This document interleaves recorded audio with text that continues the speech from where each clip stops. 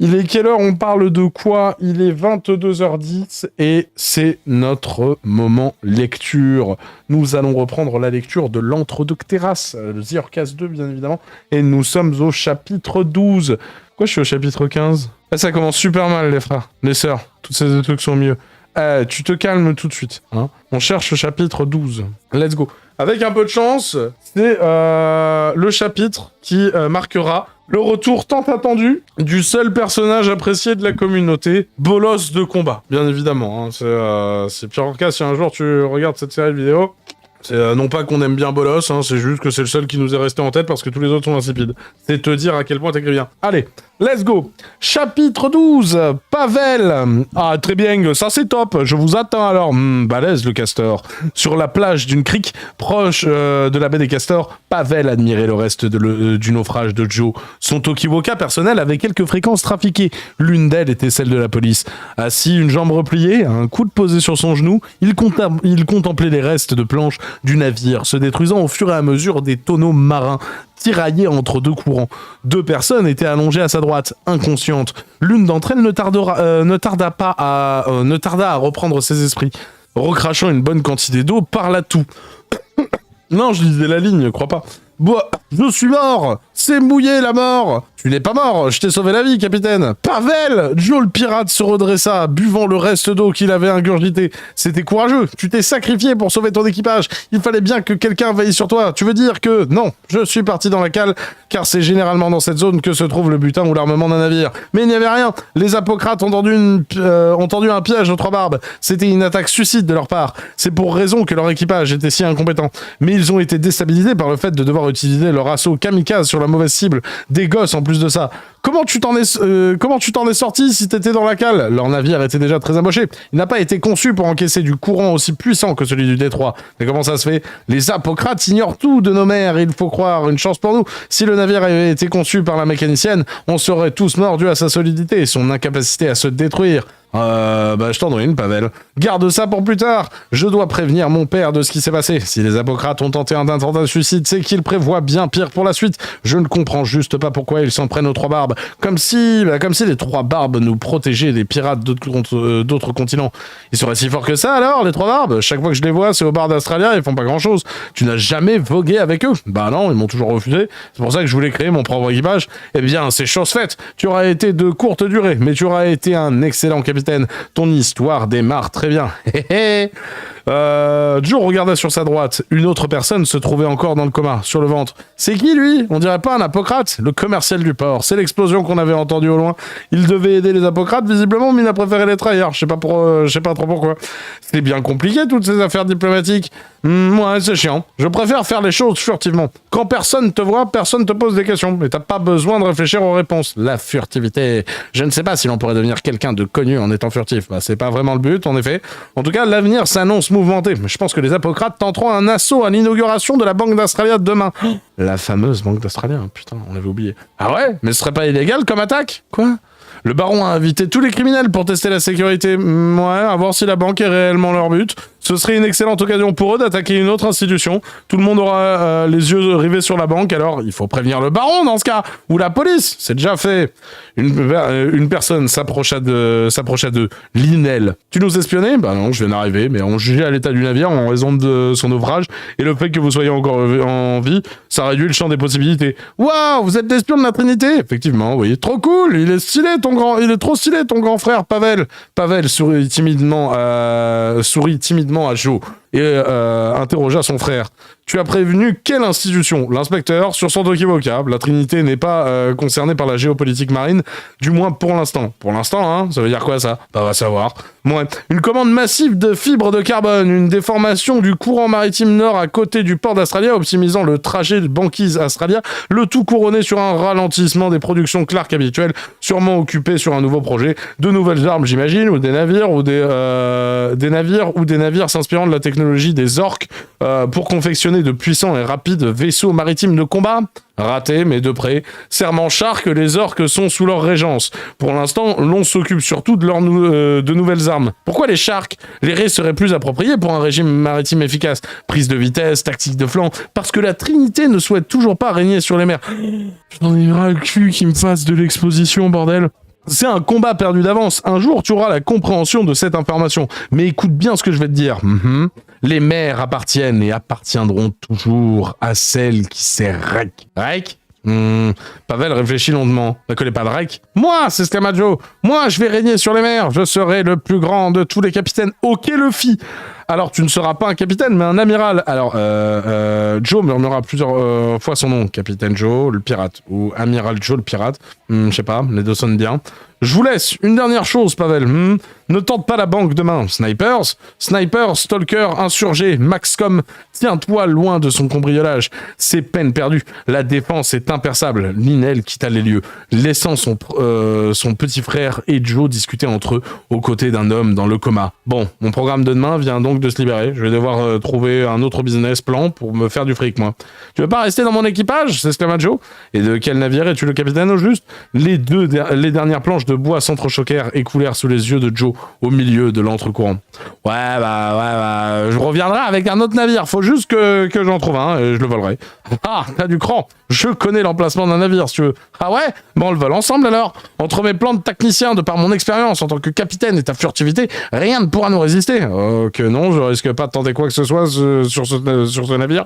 Il est actuellement à côté de l'hôpital psychiatrique. Si loin? Et qu'est-ce qu'il fait à la banquise? C'est un navire très spécial. Tu as sûrement entendu parler de la légende de la famille maudite. Oh non, par pitié, non. Non, par pitié, non, s'il vous plaît. Pas d'autres expositions, bordel de merde. Ouais, c'est une famille de pirates qui serait reliée à un navire qui serait en état de naufrage constant. Il est dit que le propriétaire du navire est immortel tant qu'il reste au sein de son navire. Et comme le navire est une épave, il ne peut pas s'échouer slash couler. Mais c'est David Jones, ça. C'est le Hollandais volant. Qu'est-ce que vous... Enfin, il se fout de ma gueule, lui, avec son univers... comment ça s'appelle original mes couilles. C'est ça. Eh bien, ce navire est naturellement au nord de l'hôpital psychiatrique. Bonne chance pour le récupérer. Les trois barbes ont déjà l'information et sont déjà partis aller le voler. Quoi? Mais il faut y aller, faut vite que j'y aille alors. Si tu réussis à le récupérer avant l'inauguration de la banque, alors je passerai le restant de ma vie dans ton équipage, capitaine. Parfait. Te voilà désormais membre de mon équipage. L'inauguration de la banque, c'est demain midi. Il te reste moins de 10 heures. Merde, je file. Merci, Pavel. Joe s'empressa de quitter les lieux en trébuchant à moitié dans le sable bleu de la crique du détroit. Ah, parce que le sable, il est bleu et tout. D'accord. Attends, keuf. Le commercial du port venait de se réveiller. Lui aussi, tout plein d'eau. Si tu y vas tout seul, c'est du suicide. C'est moi qui ai fait accoster le navire ici. Je le connais bien de l'intérieur. Quoi? Je saurais t'aider. Comment ça, mon ref, tu le connais bien de l'intérieur? Ah oui, le navire, oui, ok. Joe réfléchit en s'approchant du commercial. T'es qui? Le commercial du port, l'homme de main de John Stanford, l'un des hommes les plus puissants et influents d'Australia. Au vu de la tournure des événements, je dirais plutôt ex-homme de main, vous confirmez? Pas encore. C'est mon dernier contrat afin de retrouver une vie paisible ou la mort. C'est une possibilité, oui. Et vous voudriez emmener Joe avec vous avec une alternativité mortelle? Attends, c'est Scamajo. Vous êtes le commercial du port? Mais alors c'est vous qui avez inventé les bouées et le système en caoutchouc sous les navires? C'est grâce à ce système qu'on a survécu, moi et mes amis. Vous nous avez sauvé la vie en fait. Oui, oui, merci beaucoup. Bah non, merci à toi commercial. Viens avec moi, on va voler ce navire à tous les deux. Le commercial sourit, son cœur venait de s'apaiser. Sa nouvelle vie semblait déjà avoir commencé. Pardon? Une nouvelle vie où il ne ferait plus de mal à personne. Quoi? Ah ouais, les évolutions de personnages, ça va vite chez Pirorca quand même. Joe et le commercial se mirent tous deux à se déplacer ensemble vers leur objectif, longeant la côte du détroit. Il nous faut nous déplacer par la mer, dit le commercial, mais on n'a pas de navire. Nous en avons même un tas. La baie des Castors est une réserve naturelle de bois. En plus d'y contenir beaucoup de castors. Ouais, ça va nous aider, des castors en grand nombre. Sais-tu qui a construit ton orphelinat, Joe? Kitanoken, c'est son projet et son idée, effectivement. Mais qui a construit l'orphelinat? Ce sont les personnes avec qui tu as grandi, Joe. Les castors de la baie. Quoi? Ah bon? Ils ont accepté de construire l'orphelinat pour vous, car vous avez grandi et passé votre enfance avec eux. Ce sont ces castors, vos vrais parents. Attends, quoi? Qu'est-ce que quoi? Ce ne sont pas, peut-être pas d'eux que vous êtes nés, mais ce sont eux qui vous ont élevé. Waouh, faut aller les remercier alors. Tellement de développement de personnages. Le commercial et Joe se mirent à marcher plus rapidement. Il a été élevé par des castors, du coup. Joe avait hâte de remercier les castors. Oh, putain. On dirait une voix d'un mauvais dessin animé des années 80, tu sais. Il foulait la plage de sable bleu contemplant le détroit d'Astralia et ce courant si compliqué d'accès, mais qui fut le paysage de toute son enfance. Mais c'est un sujet maintenant, c'est jusque-là on s'en battait les couilles, mais l'autre il lui a dit « Tu as été élevé par un castor, Harry. »« Oh, je me souviens, le sable et tout, oh putain, ah les barrages, vraiment toute mon enfance, hein. Vraiment que tu m'en parles maintenant, fou. Avant, aucun souvenir. Mais maintenant que tu l'as cité et tout, oh putain, c'est ma vie le bois. Du coup, on en était où? Un courant maritime chaud remontant depuis la mer de Barbe Rouge du sud d'Astralia, heurtant au beau milieu du détroit le courant maritime froid de la mer d'Astralia. Les écumes constantes entre l'entre-courant, le son des vagues heurtant les quelques rochers du détroit, le récif au loin, une terre corail, une magnifique falaise abrupte couleur tamisée, des raviolis, du sopalin, du rose, du cyan. J'ai rajouté 2 mots, devinez lesquels.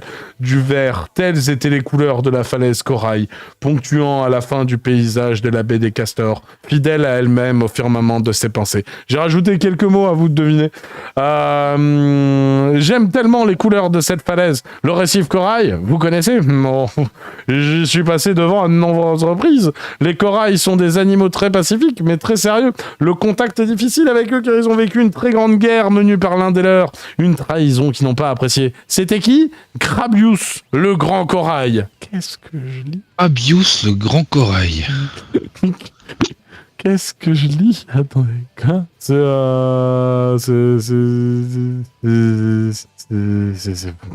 Crabius, le grand corail, du coup. Il a fait la guerre à qui, Crabius? Oh, c'était il y a longtemps. Vous avez l'air d'en savoir un tas de choses. Je veux savoir ce qui s'est passé. Oh, eh bien, le commercial... Mais c'est un début d'épisode de Papy Grenier, ça. C'est une fin d'épisode de Papy Grenier, ça. Le commercial regarda le récif corail. Il l'avait longé tant de fois en navire, toujours pour une mauvaise action. Peut-être était-il temps pour une fois de redorer ce paysage. Le commercial soupira, puis s'assit à une table, au récif. Oh mon Dieu, le chapitre 13, c'est la grande guerre de Crabius. Quelque part, on attend que ça. Bref, c'était le chapitre 12. En attendant, vous pouvez d'ores et déjà dire au revoir à YouTube. YouTube, tu peux liker, commenter, t'abonner, partager, goûter l'algorithme sur Kik ou sur Dromo, sur YouTube ou sur Twix ou sur Spotify ou sur Spreadshirt. Tu fais un peu ce que tu veux. Dans le prochain épisode, la grande guerre du capitaine Craps, bien évidemment. Il y a Bob l'éponge qui va arriver et tout. From Australia to Bikini Bottom, enculé. Ah, ça va être incroyable, putain. Qu'est-ce que c'est que cette merde? Ah, je vous dis, on va se prendre une pause avant de se lire la grande guerre de Crabius. Hein. Là, déjà, il faut qu'on retourne écouter Pierre Orca qui nous parle de Dieu. Allez, Madge, t'as quelque chose à rajouter? Ouais, il y a toujours pas Bolos, remboursé.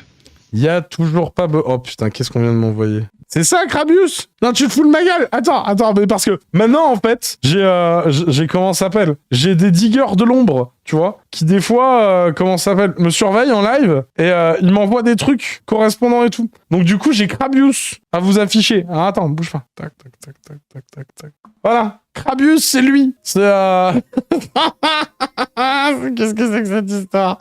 Oui, non, mais j'ai bien compris, tu le jures. Non, mais je te crois. J'ai tous les visuels MDR. Ok, bon, alors, comment ça s'appelle? Check le nom du fichier. Family Crabius grandcorail.jpg. C'est...